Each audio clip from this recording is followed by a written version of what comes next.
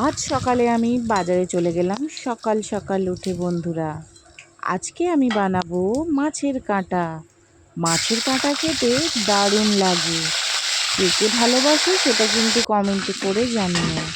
এই দেখো আমি এক এক করে সব মাছের মাথাগুলো ভেজে নিচ্ছি। মাছের মাথাটা কিসের বলো তো? এটা হলো ভেটকি মাছের মাথা, যেটা কিনা বাজারে খুব ইজিলি তোমরা পেয়ে যাবে। কাঁটা যারা খেতে পছন্দ করো তারা একটি কমেন্ট করে জানিও তোমরা ভেটকি মাছের কাঁটা কিভাবে রান্না করো। আমি এইভাবে ভেজে নিলাম প্রত্যেকটা মাথা। এখন দেখছি মাথার মধ্যে একটু আঁশও রয়ে গেছে। বরমশাই আমাকে অনেক কথা শোনাবে।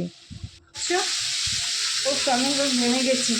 এখানে পেঁয়াজ কেটে নিয়েছি, আলু কেটে নিয়েছি, আদা রসুনটা বেটে নিই। ভেটকির কাঁটা রান্না হচ্ছে। কী যে ভালোবাসে এরা বাবা, আর আমার হালত খারাপ। চলো মশলাটা বেটে নিই। তো এই বলতে বলতে আমি পেঁয়াজটা বেটে নিলাম, রসুন আর আদাটাও বেটে নেব ম্যাজিকের মতন দেখো। আর এইবারে দেখো টমেটো পিউরিটাও করে নিলাম ঠিক ম্যাজিক যেরম হয়।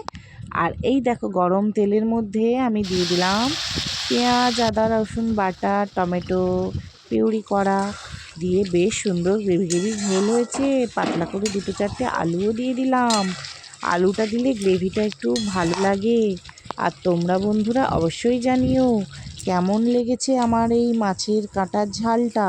বেশ লাল লাল টুকটুকে, কষা কষা আর ঝাল ঝাল, অসাধারণ টেস্ট লাগে। আজকে আমি অনেক দিনের পরে এই ভেটকি মাছের কাঁটা মাথা রান্না করলাম। কেন জানো? দিদা খাবে বলেছে।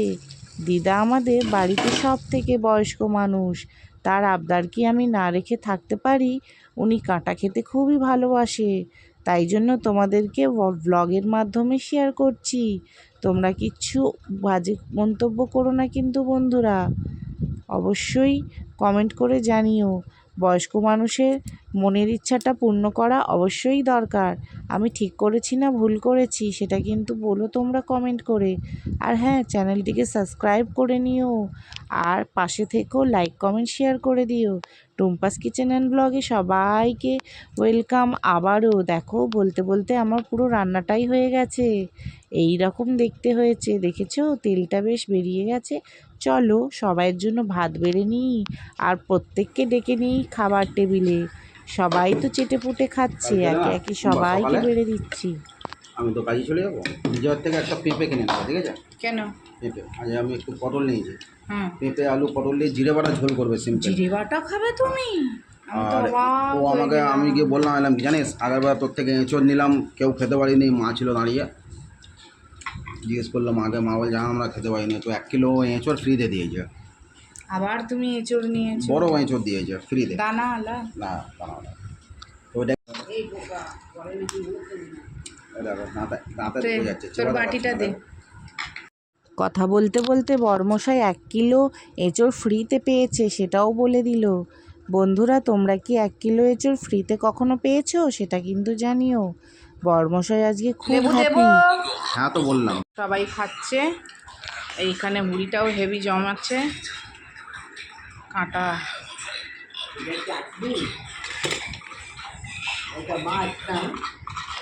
আমি শাক ভাজা দিয়ে শুরু করি।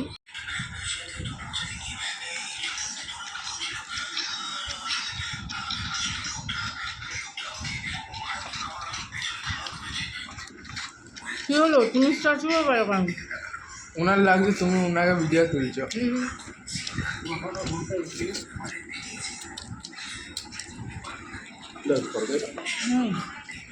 না না,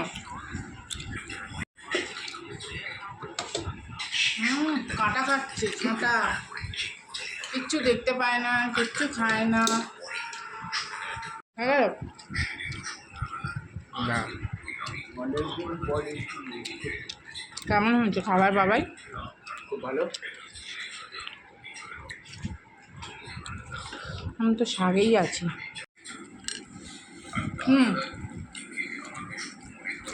কাঁটা চচ্চড়ি কেমন হয়েছে?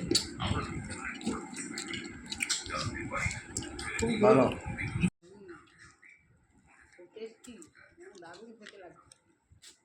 মালাইকারি নানা রকম গল্প করতে করতে বন্ধুরা আজকের ব্লগটা এখানেই শেষ করছি। শাশুড়ি মশাই তো খুবই খুশি, আর এই যে ওল্ড ইজ গোল্ড উনিও খুশি। তো টাটা।